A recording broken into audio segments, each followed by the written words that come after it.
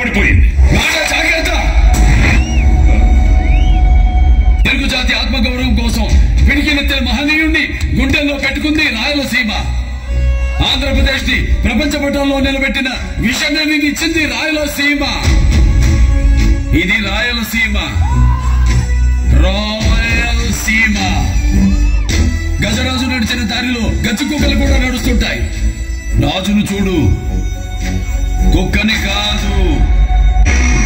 మేము తలుచుకుంటే నువ్వు బయటికి వెళ్ళావు. అబ్బా తలుచుకో, తలుచుకో.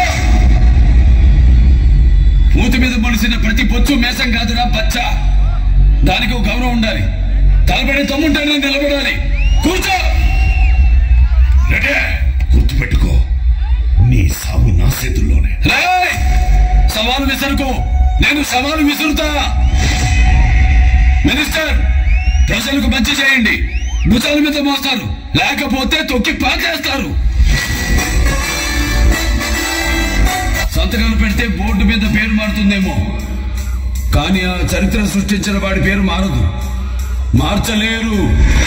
That is my father. రేయ్, కోసేవాడికి కోడి మీద కోపం ఉండదు. నేను అంతే. బాధ్యతగా నరుగుతా. మళ్ళీ పుట్టడానికి భయపడేలా చంపుతా. కానీ ఇది సమయం కాదు, స్థలం కాదు. పెళ్లికొచ్చారు, భోంచేశానండి. భయం నా బయోడేటాలో లేదురా మోషన్. ఈ మందిరే కాదు, ఎన్ని వందల మందినైనా మెంటేసుకునిరా. చివరి తల తెగే వరకు కత్తి వదలను, చెయ్యి మార్చను. ఒంటి చేతో ఓచకోత కోస్తానా కొడక.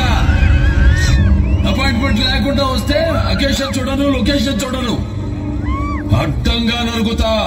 పిల్ల కుంక పోయి నీ పెళ్ళానికి చెప్పుకో. నా కోడక్క వీరసింహారెడ్డి పసుపు కుంకాలు పంపించాడని చెప్పు.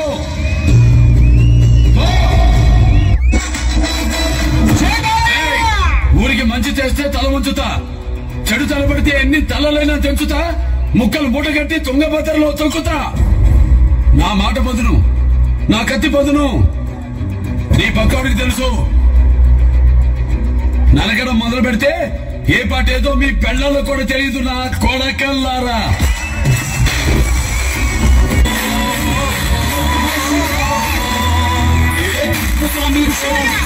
స్వామి ఊరి కోసం